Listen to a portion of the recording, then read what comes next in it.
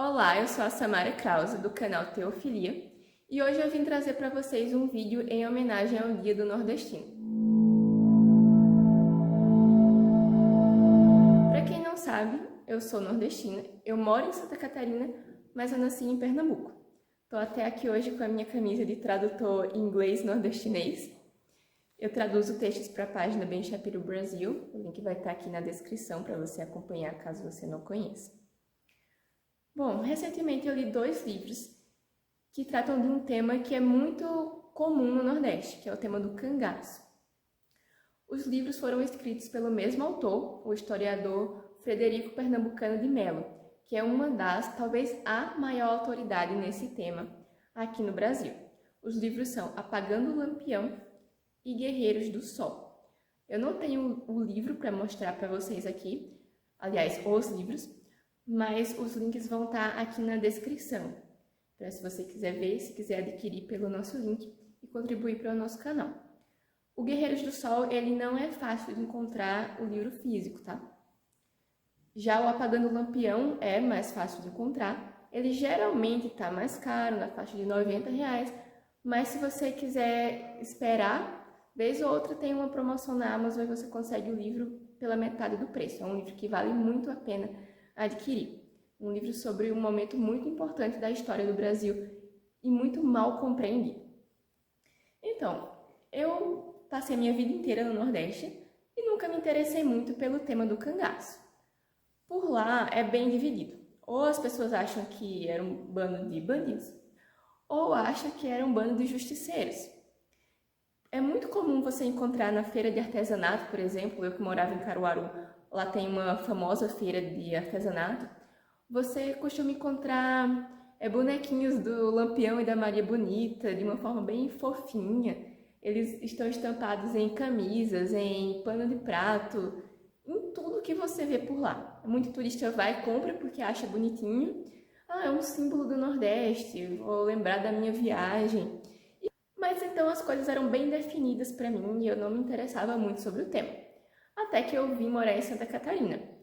Meu primo, o Gustavo, ele foi quem me indicou esses livros, ele me emprestou esses livros, porque sabe que eu gosto de ler, que eu gosto de história, e disse que era muito bom. E eu resolvi pegar, mesmo não sendo um tema que era do meu interesse até então, porque eu pensei, bom, eu vou estar indo para outra região, uma região onde as pessoas não conhecem muito sobre esse tema, mas ouvem falar às vezes em novela, em filme, e às vezes vão me perguntar, por eu ser nordestina, eu deveria ter essa autoridade, digamos, de saber falar sobre o tema, e eu não vou saber falar muita coisa. Então eu quero poder informar bem se eu for questionada sobre isso. Então eu comecei a ler. Eu comecei por Apagando o Lampião, que é muito bom, mas eu não vou começar o vídeo aqui falando sobre ele. Vou começar falando sobre o Guerreiros do Sol. O Guerreiros do Sol ele é um livro muito mais técnico do que Apagando o Lampião. Então, ele não é de uma leitura tão fácil. O Pernambucano de Melo, ele usa palavras bem rebuscadas, o que eu acho muito bom, porque torna a escrita bem bonita. Ele também cita muitos outros livros, cita muitos dados históricos. Inclusive, esse livro tem mais ou menos 500 páginas, 512 se eu não me engano. Mas, basicamente, metade do livro são notas, são referências. Então lá você encontra fotos, inclusive tem fotos iguais nos 2 livros. Você encontra as referências dos livros que ele leu, dos livros que ele cita, dos documentos que ele consultou, e ele faz comentários sobre essas coisas nas notas. Tem nota que é tipo assim, 3 páginas, 5 páginas, só com a mesma nota. E se for pegar todas as referências do capítulo, tem capítulo que vão ter 10 páginas só de nota. O que é muito interessante, especialmente para quem vai pegar esse livro para estudar. Se você estuda história, sociologia, quer fazer um trabalho, é excelente. Se você consegue consultar as fontes que ele consultou, você não precisa acreditar nele. Você pode ir lá consultar. É um modelo que também aconteceu no livro O Comunista Exposto. Você também consegue consultar todas as referências ali. Você não precisa acreditar no autor. E eu acho isso muito bom. O Guerreiros do Sol ele é mais técnico, como eu comentei antes, não é uma leitura tão fluida, mas ele é muito interessante. Ele vai fazer um estudo do cangaço em geral, enquanto o outro é específico sobre Lampião, esse vai ser mais generalizado. Generalizado, assim, de modo de falar, no sentido de tentar abarcar todo o movimento e não um ou outro cangaceiro. Mas ele não é um livro genérico, ao contrário, é muito preciso. Como eu mencionei antes, ele usa muitas referências. Então, ele vai analisar, por exemplo, os tipos de cangaço. É muito comum que as pessoas pensem que o cangaceiro era um homem que foi injustiçado e que queria vingança. Esse era um tipo de cangaço. Mas tinha também o cangaço como meio de vida. Tinha também aquelas pessoas que estavam fugindo e se refugiavam ali no cangaço. Às vezes porque realizou uma vingança, mas tinha que fugir de quem queria se vingar desse vingador, enfim. Tinha toda essa confusão. E quando eu falo tipos de cangaço, eu não quero dizer que era um grupo seguia o cangaço como meio de vida, o outro grupo era um grupo de vingadores. Não era bem isso. No mesmo grupo de cangaceiros, você tinha pessoas com diversos motivos para estar ali. Uma coisa que o Pernambucano de Melo ressalta muito nos dois livros é: o cangaço é um fenômeno muito complexo. E é errado tentar reduzir esse fenômeno. Ele critica várias linhas de pesquisa, vários historiadores que tentam fazer esse reducionismo. O cangaço existiu por causa da vingança que era comum ali no sertão do Nordeste. O cangaço é um fruto da seca, das dificuldades econômicas. Não é isso. Isso faz parte, sim. Não são fatores que devem ser desprezados, mas o cangaço é muito mais do que isso. É um fenômeno muito complexo. E a gente costuma sempre pensar na figura do Lampião.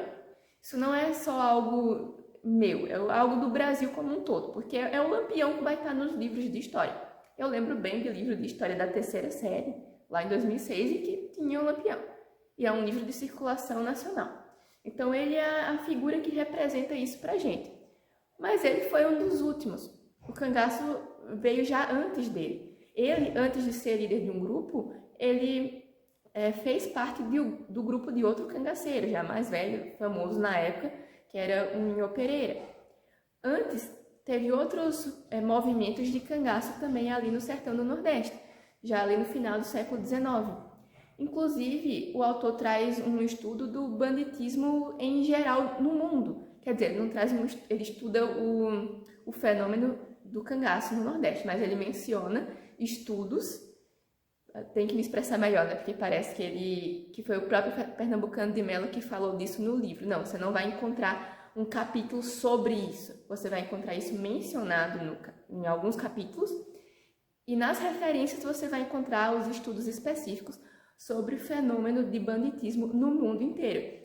E é interessante que nesse modelo similar ao cangaço, você vai encontrar sempre em regiões similares ao sertão brasileiro. Então, ele menciona grupos no México, na Espanha, sempre de regiões áridas.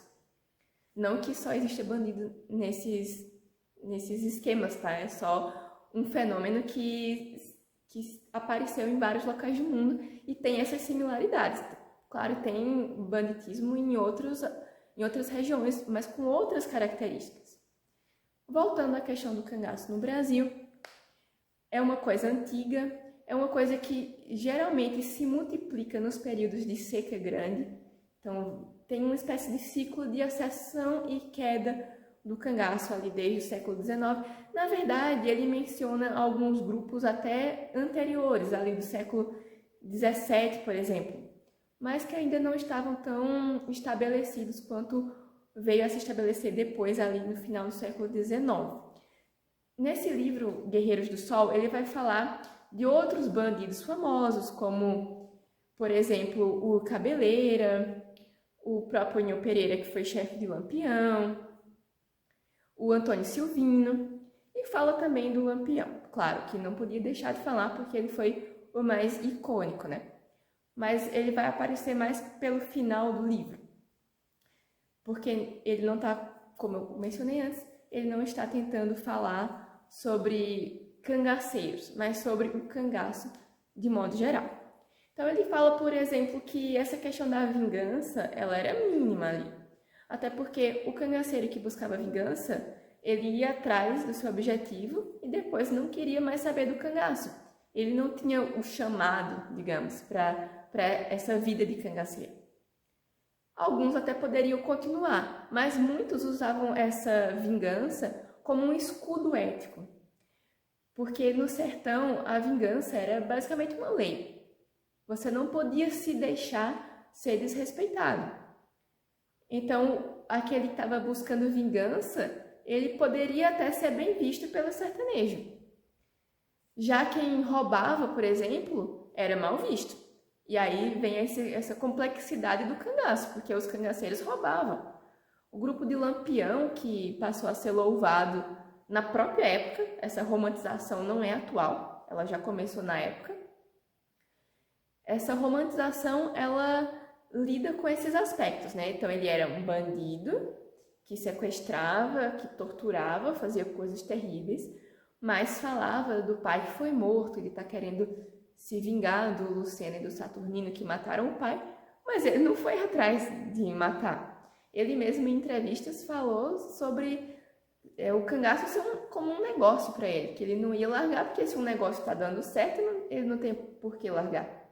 Então algumas pessoas pegavam esse lado da vingança. Ele foi um homem que passou ali pela seca em Serra Talhada, que foi maltratado, cujo pai foi morto e quer vingar a morte do pai. Parece uma coisa bonita, uma coisa nobre, você honrar a sua família e tudo mais. Mas isso era o que o Pernambucano de Melo chama de escudo ético. Para quando eu precisar cair nas graças de um determinado povo, eu vou falar sobre aquilo. Por isso que causa tanta divisão entre as pessoas no próprio Nordeste. Se Lampião era bom, se o cangaço em geral era bom ou se era ruim. Então você vai encontrar, já na época, reações diferentes, tá? Até porque os cangaceiros, não todos, mas alguns cangaceiros, como o Lampião, eram muito diplomáticos, se preocupavam muito com a imagem. Se você pega a foto do Antônio Silvino, que tem no anexo do Guerreiros do Sol, você vai ver que ele estava todo alinhado, cabelo arrumado, bigode arrumado, de paletó, para passar uma boa imagem. E eles se aliavam com políticos, com várias pessoas importantes, e em relação ao povo comum dependia muito da situação. Se precisasse ali ser acolhido, eles tanto podiam usar de violência para conseguir o que queriam, quanto podiam usar da diplomacia. Eles sabiam bem onde pisar, sabiam bem como agir. Então, o cangaço foi um ciclo muito grande lá no Nordeste. As pessoas viviam com muito medo na época. Cidades eram assaltadas, os cangaceiros incendiavam casas. Era um problema muito grande. E como é que isso foi resolvido? Uma das coisas que os cangaceiros se aproveitavam era das fronteiras. Conseguir fugir de um estado para outro. Sabe aquelas séries americanas que tem aquelas disputas entre os condados? Se eu cometi um crime, mas fui para o outro condado, a polícia não pode fazer nada ali comigo. Ou se um crime vai ser investigado pelo FBI ou por outro grupo, o outro grupo não pode se meter e fica aquelas coisas e os bandidos se beneficiam disso. Isso acontecia bastante. Mas então, graças à ideia de um governador pernambucano, o Estácio, esqueci o sobrenome dele agora, que tinha como, também esqueci o cargo, mas que tinha no seu gabinete o Gilberto Freire, que inclusive escreveu prefácio para as obras do Pernambucano de Melo, ele aprovou essas obras, né? Gilberto Freire, que foi um grande sociólogo brasileiro, não sei se historiador também, mas uma figura importantíssima, conseguiu, conhecendo um pouco mais do cangaço, né? Sem desprezar o histórico desse movimento, os aspectos econômicos e sociais que envolviam esse movimento, estudando isso com a ajuda do Gilberto Freire, ele conseguiu criar estratégias para combater o cangaço. Então foi assinado um acordo, salvo engano, foi em 1926, entre alguns estados do Nordeste, para coordenar as forças policiais em busca dos bandidos. E foi assim que Lampião foi pego e que muitos outros cangaceiros foram derrubados. Então, a partir de uma estratégia, a partir de um estudo. Quando eles perseguiam só por perseguir, sem ter nenhuma estratégia, sem conhecer o movimento, não dava em nada. Outra coisa que ajudou foram os cangaceiros que passaram para o lado da polícia. Isso aconteceu diversas vezes, por diversos motivos. Às vezes era briga ali dentro do grupo que fazia com que o cangaceiro quisesse passar para o outro lado, várias coisas aconteceram. E como esses cangaceiros conheciam bem esse movimento, conheciam bem o modus operandi, então eles conseguiram ajudar também a polícia ali. Então não foi um trabalho fácil, foi um trabalho demorado, mas que por fim deu certo. Claro que acabou com o cangaço naquele momento e agora nós estamos presenciando esse surgimento do chamado novo cangaço, né? Que tem usado estratégias que foram estudadas ali pelas ações do cangaço, especialmente aquelas do grupo de Lampião, ali na década de 1920. Esse livro vai falar também de outros aspectos relacionados, aspectos paralelos ao cangaço, como, por exemplo, os coiteiros, as roupas que os cangaceiros usavam. A moda era muito importante para eles, tem toda uma simbologia, especialmente para o Lampião, mas para o cangaceiro em geral tinha também. Inclusive, tem um livro específico sobre isso. Eu não li ainda, mas também vou deixar aqui na descrição. Por ser do mesmo autor, eu confio de que vai ter informações precisas, que vão ter informações importantes para conhecer melhor esse movimento. Eu até fiquei interessada, apesar do cangaço não ser um tema que eu gostava antes, mas eu passei a ficar muito interessada, porque eu descobri coisas impressionantes que eu nem imaginava que eram possíveis. Eu realmente pensava que era um grupo de bandidos, brutos e ignorantes. Ponto. E não é nada disso. Então vamos passar agora para o livro sobre Lampião, que é o que eu realmente gostei muito. Apagando o Lampião, Vida e Morte do Rei do Cangaço. O historiador vai falar sobre a juventude de Lampião e depois sobre a ascensão e queda do Rei do Cangaço. Eu não imaginava algumas coisas, já vou dar spoiler, tá? Mas mesmo eu contando isso, ainda é interessante que você leia o livro, porque todo o processo é interessante.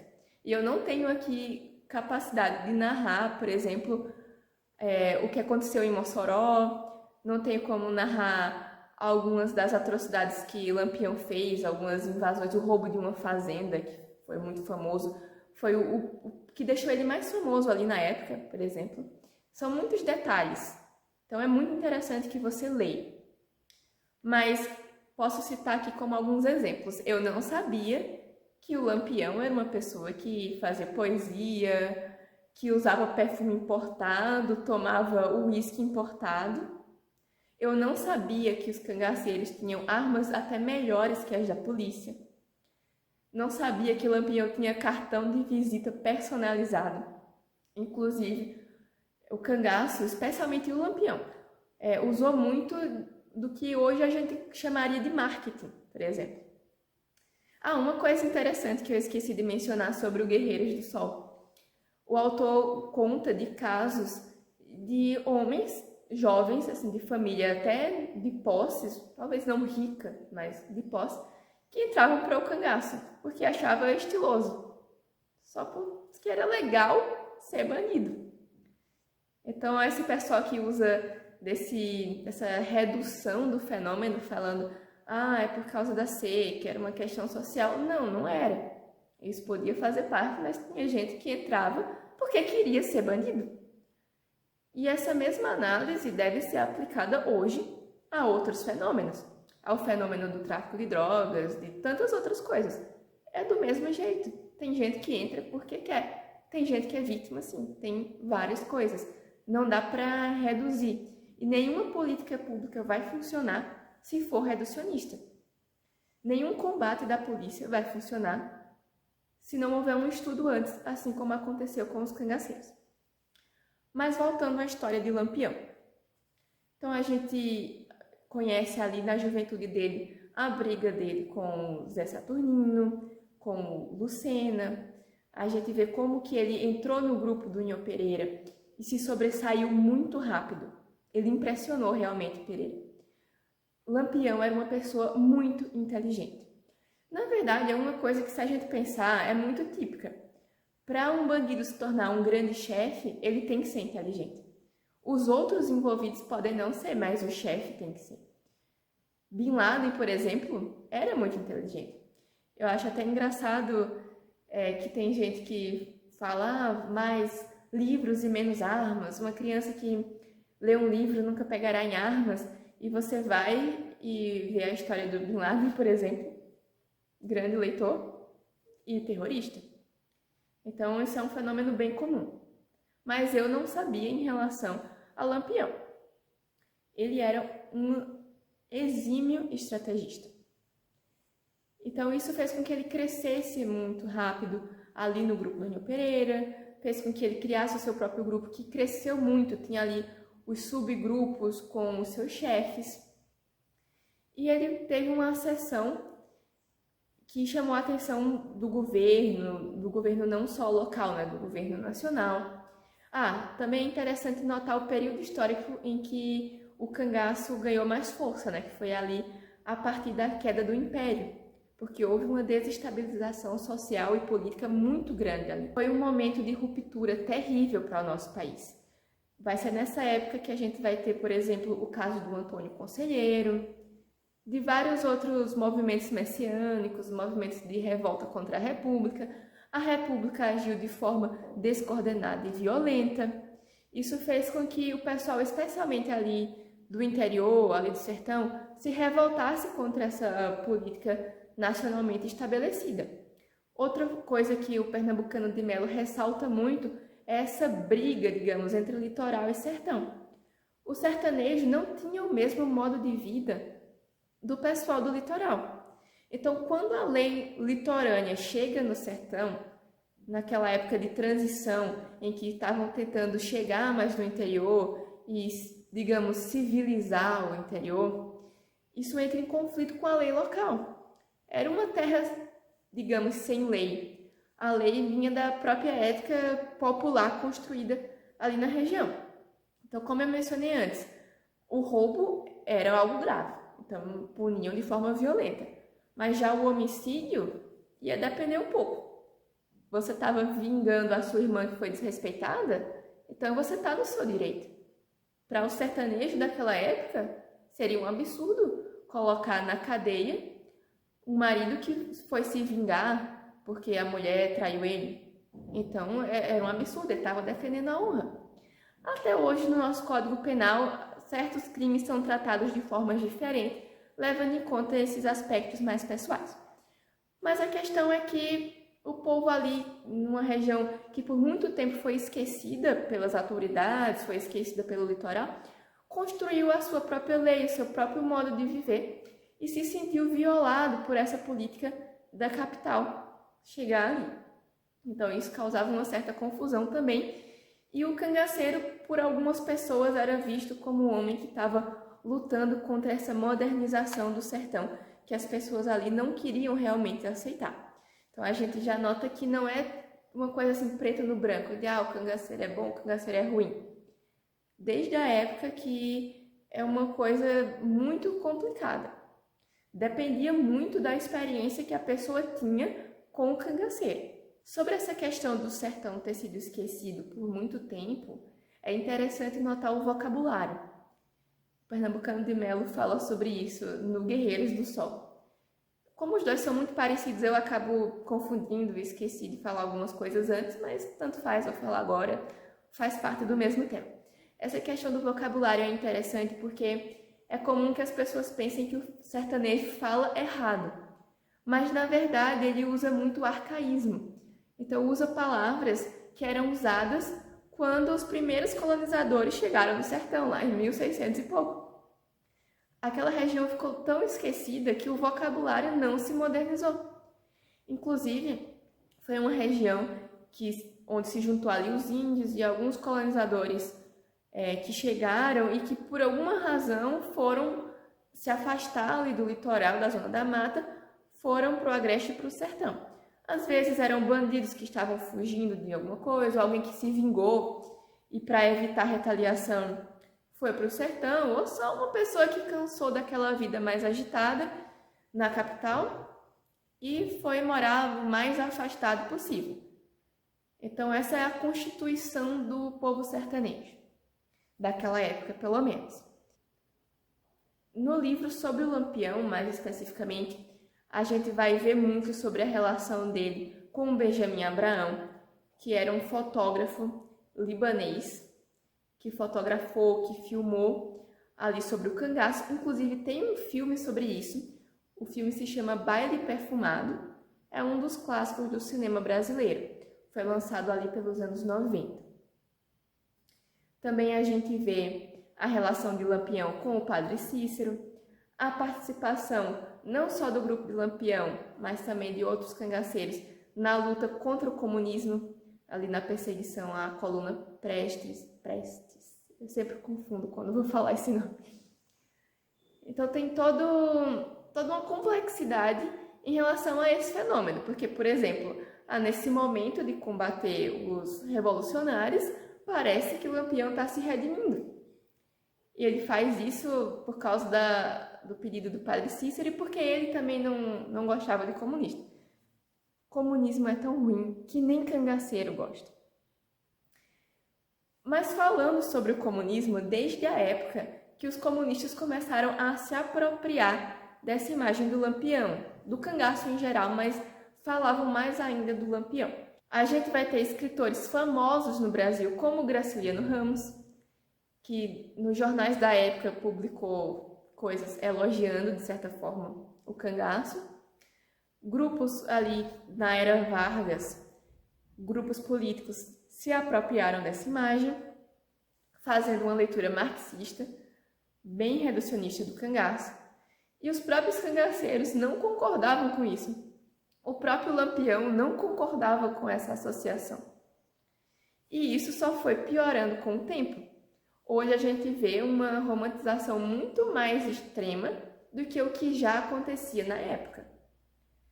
Porque na época, quem elogiava era mais distante ou tinha tido algum benefício. Por exemplo, como eu mencionei antes, acontecia do cangaceiro tratar bem alguém em determinada região. Mas no geral, estavam tocando fogo em casa, sequestrando pessoas, fazendo torturas horríveis. Então, a maioria das pessoas foi atingida por isso de alguma forma, ouviu notícias e pensou, são bandidos, eu não posso concordar com isso. Não deve ser verdade o que eu estava escutando sobre ser um grupo de pessoas pobres que estão lutando por justiça, que estão lutando contra os coronéis. Eu já tive professor de história no ensino médio falando que os cangaceiros lutavam contra o coronelismo. Só que muitos eram aliados dos coronéis, de outros políticos da região. Então não era dessa forma que funcionava. Então geralmente na época as pessoas que tinham contato com isso, se em algum momento romantizavam, pararam de romantizar.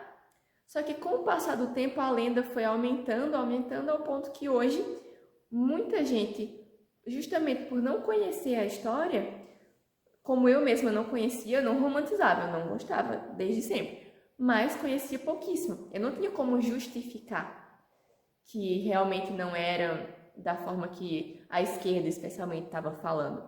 Inclusive eu falo a esquerda, mas não duvido que muita gente de direita também tenha uma visão romantizada do cangaço, especialmente no Nordeste, por falta de conhecimento, porque realmente escutou que estavam lutando contra os coronéis, que realmente cometiam atrocidades na época.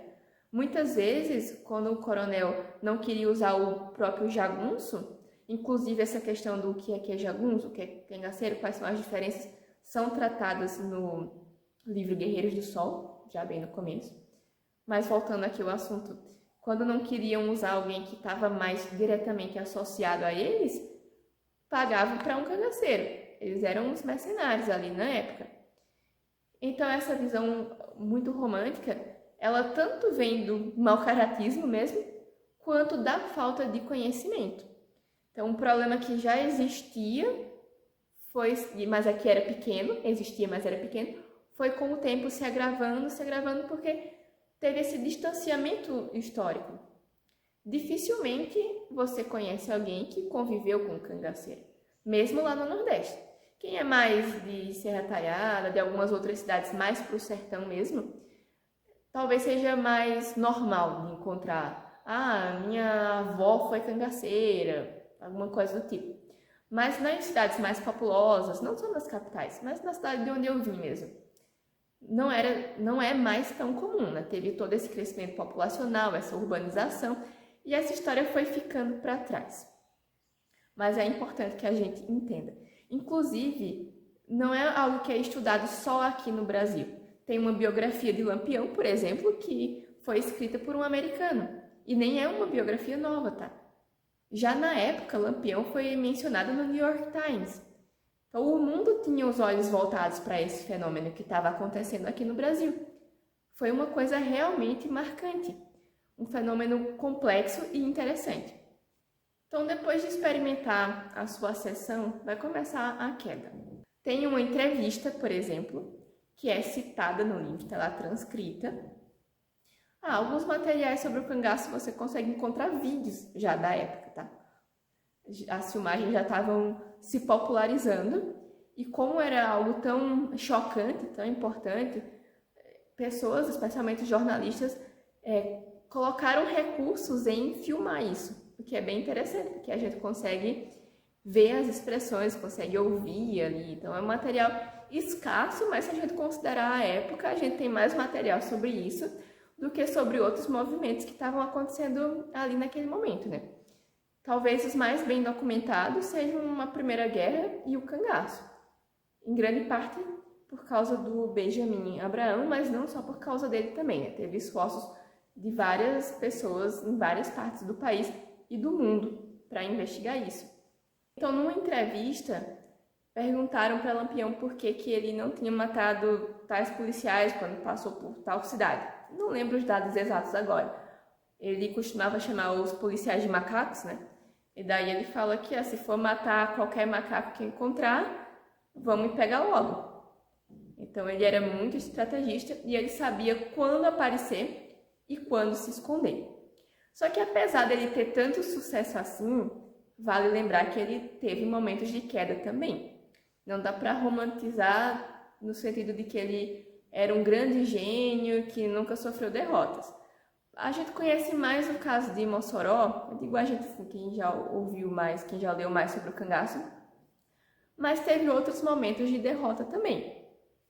Então ele tinha inimigos, tanto externos, tanto o Estado, quanto tinha inimigos pessoais, tinha inimigos dentro do próprio movimento do cangaço.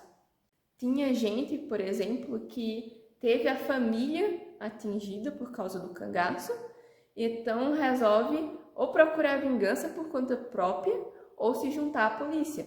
Tem um caso muito interessante sobre isso, que é citado no Apagando o Lampião. Um homem muito corajoso e muito habilidoso também, que foi com tudo para cima dos cangaceiros. O cangaceiro era muito beneficiado pelo coiteiro. Então isso fez com que o grupo de Lampião conseguisse sobreviver por muito tempo. O Lampião teve períodos que ele se escondeu, inclusive num desses períodos é que ele vai conhecer Maria Bonita e ele vai fazer uma modernização no cangaço que fez com que ele adquirisse algumas inimizades. Ele foi um feminista. Certamente ele não se colocaria com esse rótulo, mas foi ele que introduziu as mulheres no cangaço. Para o sertanejo mais tradicional, isso era um absurdo. A presença da mulher destruía tudo ali. A mulher trazia azar. Isso, inclusive, vem da Idade Média. O sertão, naquela época, ali até início da década de 20, 30, era muito marcado pelo ideal medieval. Aquela luta dos cavaleiros, a luta por honra, tinha toda uma história com muito simbolismo medieval ali. E isso também tinha a ver com a presença com a ausência das mulheres no cangaço. Nós somos mais novos, costumamos ver sempre o Lampião representado junto com a Maria Bonita. Mas isso foi uma coisa bem recente, bem lá para o finalzinho do cangaço mesmo. Então o Lampião se relaciona com ela, pelas pelas conversas da época, realmente ele era muito apaixonado por ela. E isso vai trazer algumas inimizades, mas também outros cangaceiros concordaram, outros cangaceiros começaram a arrumar esposas. A gente tem o caso do Corisco e da Dadá. Isso foi acontecendo. Alguns cangaceiros não gostavam e já diziam que isso seria a queda de Lampião. Aos poucos, por causa desse combate que a polícia fez, esse acordo interestadual, o cerco foi se fechando para Lampião. Muita gente começou a deixar o grupo, alguns coiteiros também começaram a deixar. O coiteiro, que era importantíssimo para a manutenção ali do cangaceiro quando estava em refúgio e tudo mais, né? Servia como informante. A gente vai ter umas histórias sobre coiteiros nessa biografia do Lampião também. Sério, são uns casos muito interessantes. São histórias de fuga, de perseguição, de roubos mirabolantes, tem muita coisa. É uma história animada. Por isso que a leitura do Apagando o Lampião eu recomendo até mais do que o Guerreiros do Sol. Guerreiros do Sol é mais técnico, um estudo sociológico, histórico, e esse do Lampião, apesar de também trazer esses aspectos, ele tem muito mais vida, tem muito mais animação. Você consegue se envolver melhor naquela história. As várias figuras que aparecem ali, seja contra ou a favor de Lampião, ou que no momento é contra e depois a favor, ou o contrário, essas mudanças de relacionamento são bem interessantes, dão uma vida maior a esse livro. É um dos livros que eu mais gostei de ler, no geral. Eu não esperava muito e realmente gostei demais. E é um dos livros que eu mais recomendo. Mesmo que você não tenha esse interesse pela figura de Lampião, mesmo que não tenha interesse sobre o cangaço, mas por ser brasileira, é interessante ler. E é uma história que vai te manter preso ali. Mas voltando então ao assunto, por causa de todos esses movimentos que foram acontecendo, o cangaço foi perdendo força, o grupo de Lampião foi minguando.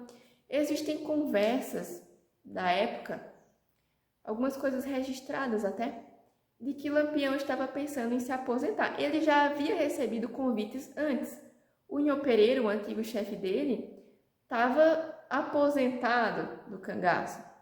Estava morando em uma fazenda no centro-oeste, com apoio de alguns políticos, e esses políticos fizeram essa mesma oferta ao Lampião também. Uma pessoa habilidosa poderia conseguir um trabalho justo ali, ele já estava com cerca de 40 anos, então poderia descansar, deixar essa vida de banditismo, a gente faz esse acordo, você não vai ser preso. Mas ele não aceitou. Tem gente que acredita que ele estava prestes a aceitar quando tudo aconteceu, mas ninguém sabe ao certo. Isso é tratado bem no livro.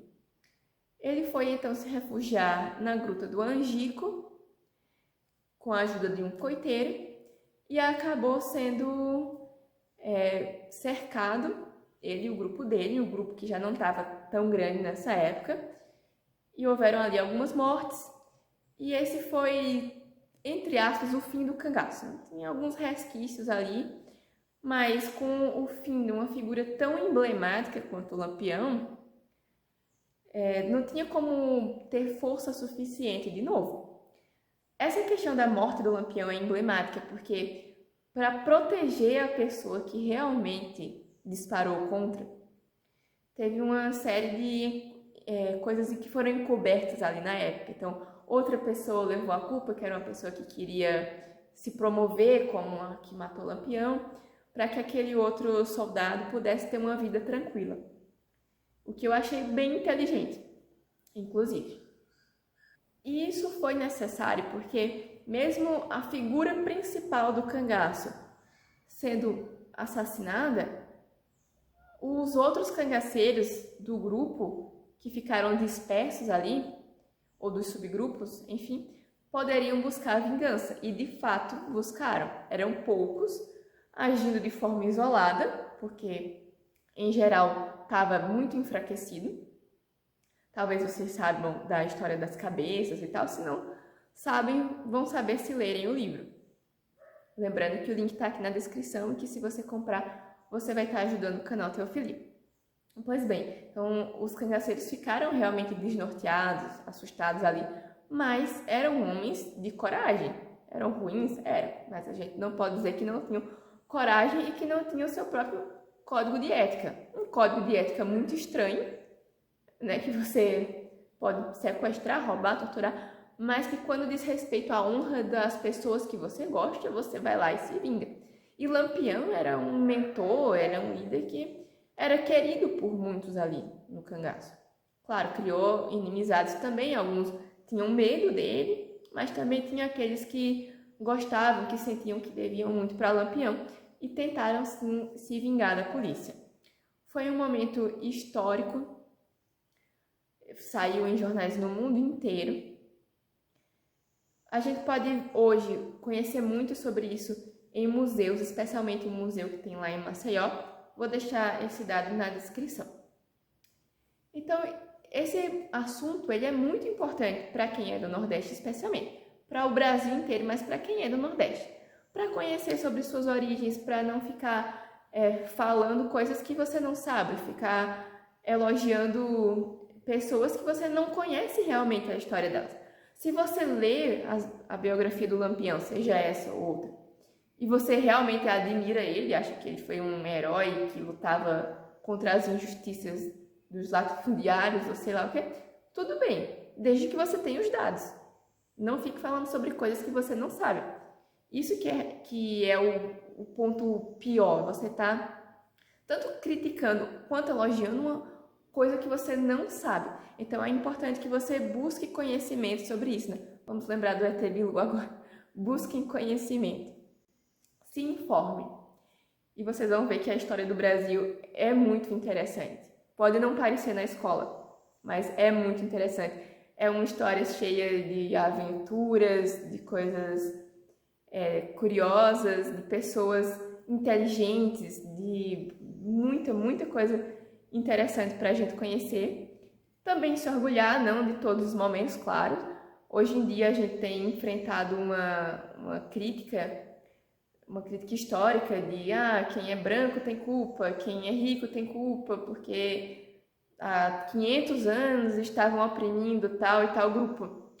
Mas a questão é que a história de absolutamente todos os povos é cheia de coisas boas e coisas ruins. A gente tem que se orgulhar das coisas boas e tem que saber lidar com as coisas ruins, porque nós somos humanos e é assim que a gente funciona, certo? Desde o despertar das civilizações até agora. Então, a gente não pode desprezar esses aspectos da nossa história, do nosso povo. Então, é uma dica aí, 2 dicas de leitura para vocês. Mais uma vez, ressalto que Apagando o Lampião é muito melhor. Então, se você não gosta tanto de ler, ou se não tem tanto interesse pelo tema, pega esse livro. Mas se você é uma pessoa que gosta muito de história, de sociologia, que gosta muito de ler, que quer saber com mais detalhes sobre esse tema, também recomendo Guerreiros do Sol. Então, até a próxima!